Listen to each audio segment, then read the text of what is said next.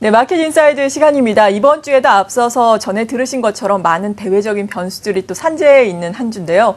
여기에 대해서 우리가 어떻게 해석을 하고 어떻게 대응 전략을 미리 또 세워봐야 하는지 도움 말씀 들어보겠습니다. KTB 투자증권의 최현기 이코노미스트와 함께하겠습니다. 안녕하세요.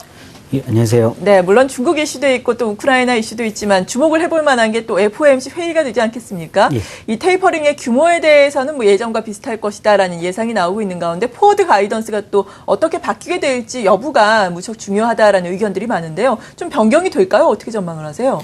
아무래도 이제 그 3월 FOMC 회의는 이제 그 자넷 옐런이 처음 주재하는 회의이기 때문에 전반적인 통화 정책의 방향성이 좀 점검 차원에서 좀 이루어지지 않을까라고 보고 있습니다. 가장 중요한 거는 이제 포워드 가이던스의 강화 여부가 상당히 좀 중요하다고 보고 있는데요.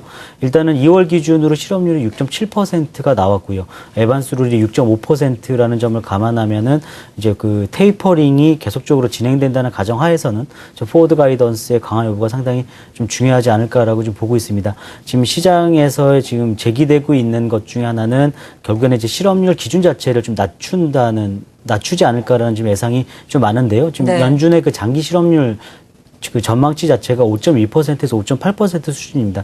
결국에 이 수준에서의 어떤 기준금리 인상에 대한 지금 그 코멘트가 나온다는 가정하에서는 좀 실업률이 적어도 6에서 5.5% 정도로 실업률이 좀 낮아질 가능성이 있고요. 또 하나는 이제 기준금리 인상 자체를 좀 더 까다롭게 가져가는 방법이 있는데요.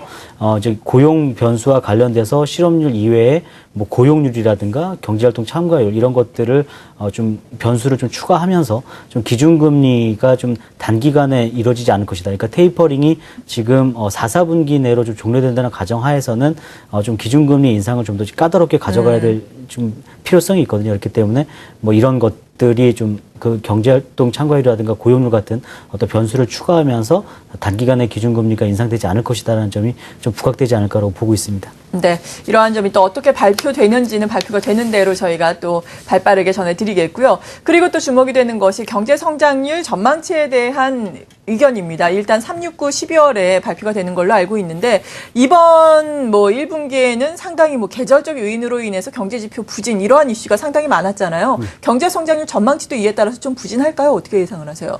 일단은 이제 연간 성장률 전망치라는 점을 감안하면은 예. 뭐 조정이 있다 하더라도 조정폭 자체가 좀 크지는 않을 것 같고요. 다만 예. 1분기 때 그 한파에 따른 영향이 좀 컸기 때문에 그런 측면에서 봤을 때 지금 1분기 GDP 성장률이 지금 당초 전망하기로는 한 전분기 대비 연율로 2.5% 수준이었는데 좀 계속적으로 좀 낮아지고 있는 상황입니다. 그래서 뭐 2% 전후의 경제 성장률이 좀 나타날 것으로 예상을 하고 있고요.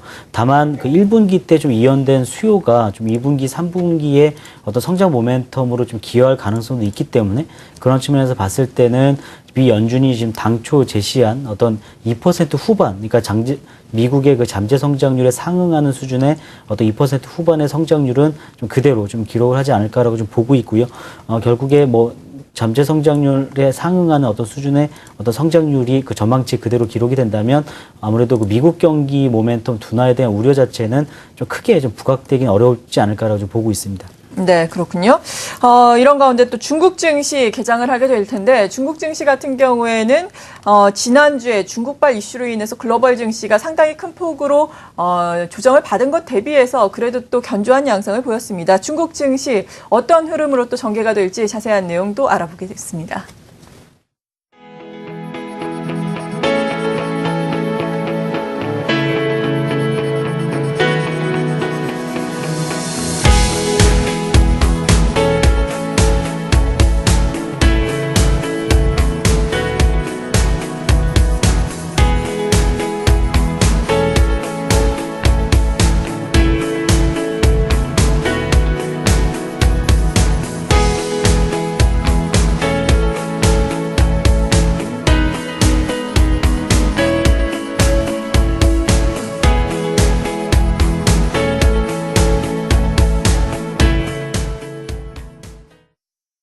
소득공제 장기펀드가 중국 증시 개장을 알려드립니다.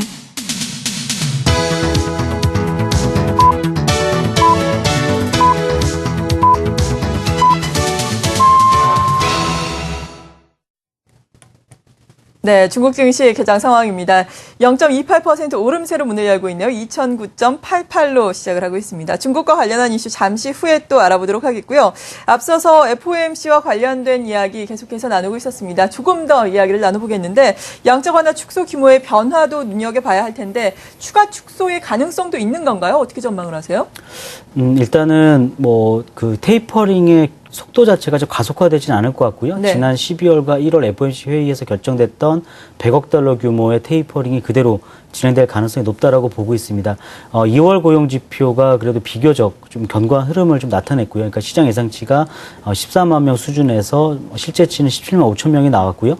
지난 그 1년간 그 월 평균 고용이 18만 명 수준이라는 점을 감안하면은 일단은 그 여전히 그 중장기 추세에 좀 근접해 있는 상황이라고 보고 있기 때문에 그런 측면에서 테이퍼링이 시행된다 하더라도 부담 자체는 크지 않을 거라고 보고 있고요. 이전에도 말씀드렸다시피 물론 자넷 옐런이 이제 그 향후 미국 경기 전망에 좀 큰 변화가 생길 경우에는 뭐 테이퍼링을 중단할 수도 있다라는 점을 언급하기도 했습니다만 사실상 테이퍼링이 중단되는 것은 미국 경기 둔화 우려를 키울 수가 있고요. 또 하나 향후에 어떤 테이퍼링 속도를 좀 가늠하는 데 있어서 좀 불확실성이 좀 커질 수 있기 때문에 실질적으로 좀 정속의 테이퍼링이 진행되는 것이 오히려 좀 시장에 안정감을 주는 데는 좀 일조할 것으로 보고 있고요.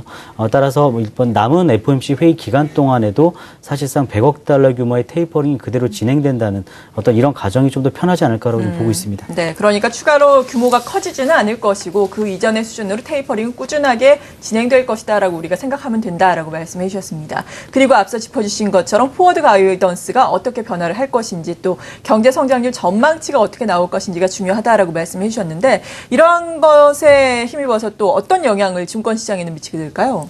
일단은 이제 뭐 불확실성이 제거된다라는 점이 좀 가장 좀 긍정적인 영향을 미칠 것 같고요. 사실상 이제 세 차례의 테이퍼링이 진행되고 있기 때문에 테이퍼링의 그 이야기가 나왔던, 그러니까 지난해 6월부터 불거졌던 신흥국 금융시장의 불안 자체가 다시 확대될 가능성은 낮다라고 보고 있고요. 물론 뭐 최근에 뭐 우크라이나 사태라든가 뭐 중국 경기 둔화 우려 이런 것들로 인해서 좀 글로벌 증시에 좀 노이즈는 물론 있지만 하나하나 그 통화 정책 이벤트들이 좀 완만하게 좀 해소된다는 점에서 봤을 때는 좀 시장에는 좀 비교적 부정적인 영향보다는 좀 긍정적인 영향이 크지 않을까라고 보고 있습니다. 네. 그리고 또 오늘부터 중국의 인민은행이 달러화에 대한 하루의 변동폭을 종전의 상하 1%에서 상하 2%로 확대한다라고 밝히기도 했는데 이것은 금융시장에 어떤 영향을 미치게 될까요? 일단은 이제 2월 중순부터 사실상 이제 위안화가 절상 기조에서 절하 기조로 좀 갔었던 부분이 있고요. 사실상 인민은행이 좀 인위적으로 유도했던 부분이 좀 컸다라고 보고 있습니다. 결국에는 중장기적으로 위안화의 국제 흐름을 유도하기 위해서 좀 변동폭을 확대한 것도 있고요. 사실상 현 수준의 위안화 환율 자체가 좀 시장 균형에 좀 맞지 않느냐라는 어떤 인민은행의 좀 자신감도 좀 표출된 것으로 보고 있고요. 또 하나는 최근에 그 중국 수출 기업들이 상당히 좀 부진한 흐름을 좀 보이고 있는데 위안화의 어떤 그 일방적인 어떤 강세 기대감이 좀 꺾이면서, 그러니까 절하 기조가 좀 지속이 되면 사실상 좀 수출 기업들의 어떤 가격 경쟁력 이런 것도 좀 좋아지는 그런 효과를 좀 누릴 수도 있거든요. 그래서 그런 측면에서 봤을 때는 위안화 변동폭 확대 자체, 그래서 단기적으로 위안화가 절하 기조로 갈 수 있다는 점은 좀 뭐 국내 증시뿐만 아니라 좀 글로벌 증시에 비교적 좀 긍정적인 영향을 미치지 않을까라고 보고 있습니다. 네.